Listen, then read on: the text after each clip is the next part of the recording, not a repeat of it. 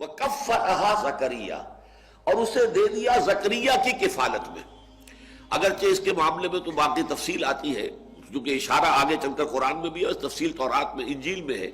کہ ان کے لیے جب یہ طے ہو گیا کہ ہاں ٹھیک ہے یہ بچی جو ہے حنا کی بیٹی کو ہم قبول کرتے ہیں اس معبد اور ہیکل کے خادموں کی حیثیت سے، حالانکہ ہمارے ہاں رواج نہیں تھا، ہم کسی لڑکی کو نہیں قبول کرتے تھے لیکن اس کو قبول کرتے ہیں۔ وہ حضرت حنا کا بھی چونکہ کوئی بہت ان کے ہاں ایک پایا ہوگا، مقام ہوگا کہ ان کی نیکی اور ان کی راست بازی کا اور ان کے زہد اور تقویٰ کا، کہ ان کے لیے استثناء کر رہے ہیں، ہم نے قبول کر لیا۔ اب سوال پیدا ہوا یہ بچی کس کی کفالت میں رہے؟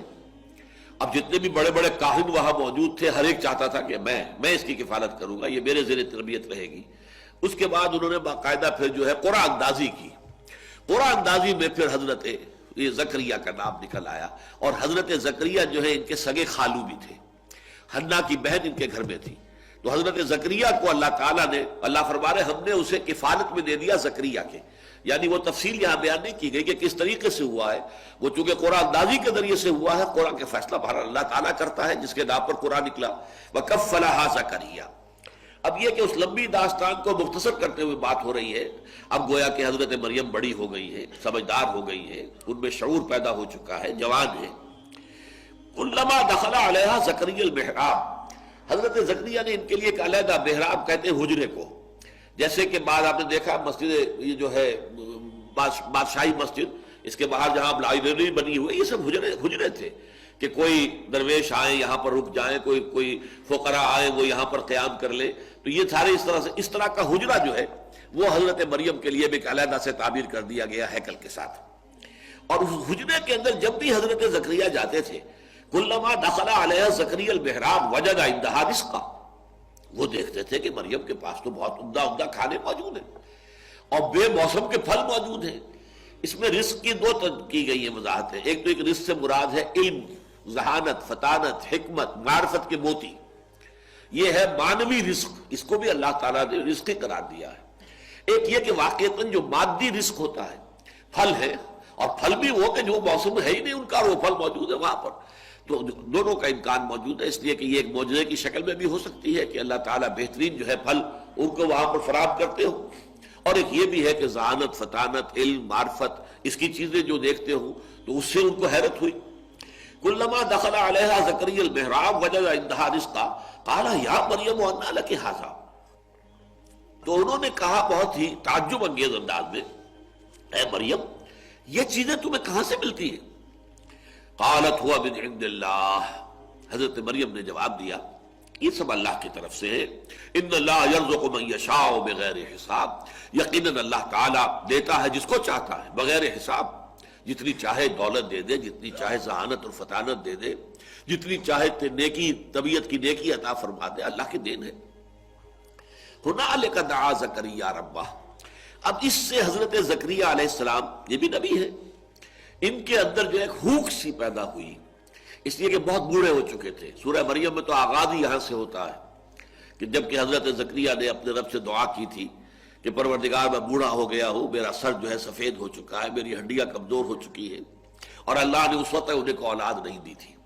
اور مجھے اندیشہ ہے میرے بعد کوئی وارث نہیں ہوگا کہ جو اس دین کی امانت کو اس طریقے سے حفاظت اس کی کر سکے جیسے کہ کرنی چاہیے۔ لیکن اس وقت ان کے دل میں ہوک سی اٹھی کہ اللہ تعالیٰ اگر اس بچی کے اوپر اتنا مہربان ہے، اس بچی کو اس نے وہ کچھ دیا ہے، یا علم دیا ہے، یا معرفت دی ہے، یا حکمت دی ہے، یا اللہ تعالیٰ جو ہے یہ بے موسم کے پھل اس کو یہاں پہنچا رہا ہے، تو اس کی اگر قدرت جو ہے مجھ پر بھی ہے کچھ مہربانی ہو کر دے اللہ تعالیٰ، تو کیا بعید ہے کہ مجھے بیٹا عطا فرما دے اس بڑھاپے کی عمر میں بھی۔ ہنالک دعا زکریا ربہ، اسی وقت، اس کو ہنالک کا ترجمہ انگریزی میں ہوگا دیر اینڈ دین، دفعتاً ایک دعا جو ہے وہ ان کے قلب کی گہرائیوں سے ابھر کر آئی، اپنے رب کو انہوں نے پکارا، قال رب هب لي من لدنك ذرية طیبہ، پروردگار مجھے بھی خاص اپنے خزانہ فضل سے، خزانہ فیض سے بڑی اچھی نیک صالح اولاد عطا فرما دے، انک سمیع الدعاء، یقیناً تو تمام دعاؤں کا سننے والا ہے۔ فنادته الملائکۃ وهو قائم یصلی فی المحراب، اب یہ محراب ہے خاص حضرت زکریا کی، اور پکارا انہیں حضرت زکریا کو فرشتوں نے، وہ ہوا قائم یصلی فی المحراب، جبکہ وہ نماز میں کھڑے ہوئے تھے اس اپنے محراب میں، اپنے حجرے میں، ان اللہ یبشرک بیحییٰ مصدقا بکلمۃ من اللہ، اللہ تمہیں بشارت دیتا ہے یحییٰ کی، یعنی ایک بیٹا تمہارے یہاں ہوگا جس کا نام یحییٰ ہوگا، اور وہ تصدیق کرے گا اللہ کے کلمے کی۔ اللہ کے کلمے سے مراد حضرت مسیح علیہ السلام ہے، اس لیے کہ حضرت مسیح علیہ السلام کے وجود میں آنے میں جو باپ کا حصہ ہے وہ اللہ تعالیٰ کے کلمہ کن نے ادا کیا ہے، جیسے کہ کلمہ کن سے ہر شے عدم سے وجود میں آ جاتی ہے، انما امرہ اذا اراد شیئا ان یقول له کن فیکون۔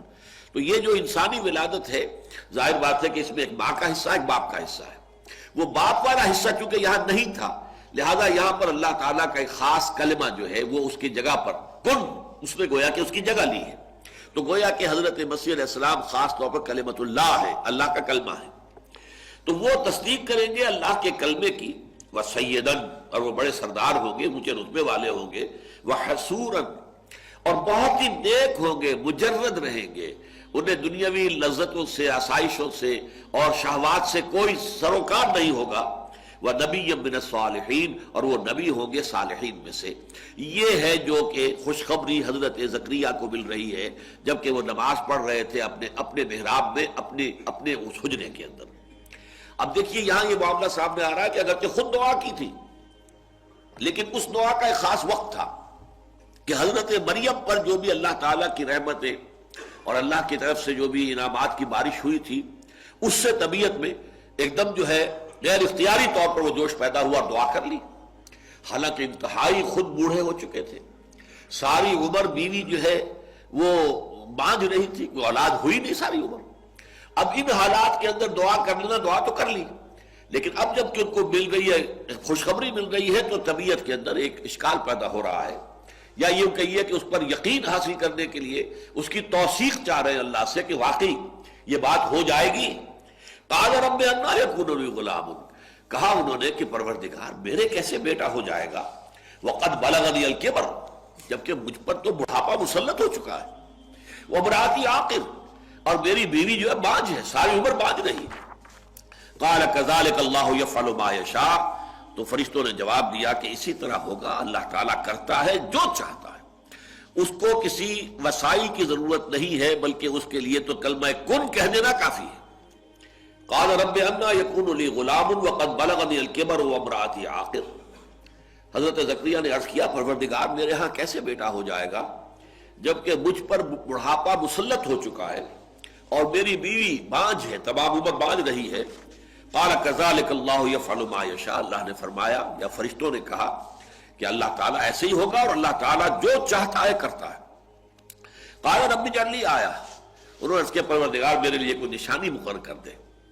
قال آیتک الا تکلم الناس ثلاثۃ ایام الا رمزا،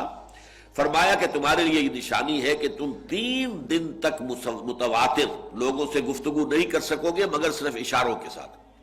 یعنی قوت گویائی ان کی سلب ہو گئی۔ اور اس کے بارے میں روایت میں تفصیل یہ آتی ہے تورات کے اندر کہ جب حمل ٹھہرا ہے حضرت حنا کی ہمشیرہ جو ہے، یعنی حضرت زکریا کی اہلیہ اور حضرت یحییٰ کی والدہ کو، تو اسی وقت اچانک ان کی جو وہ گویائی تھی سلب ہو گئی، گفتگو کرنا ممکن نہیں رہا، اور اس کے بعد وہ صرف جیسے کہ گونگے لوگ ہوتے ہیں اشاروں سے کچھ اپنی بات پہنچاتے ہیں، بس 3 دن تک متواتر ان کی یہ کیفیت رہی۔ وَاذْكُرْ رَبَّكَ كَثِيرًا، اور اب اللہ کا ذکر کرو زیادہ کثرت کے ساتھ، وَسَبِّحْ بِالْعَشِيِّ وَالْإِبْكَارِ، اور تسبیح کرو اپنے رب کی صبح بھی اور شام کو بھی، تسبیح و تحمید کے اندر لگے رہو، اور یہی در حقیقت نشانی ہے۔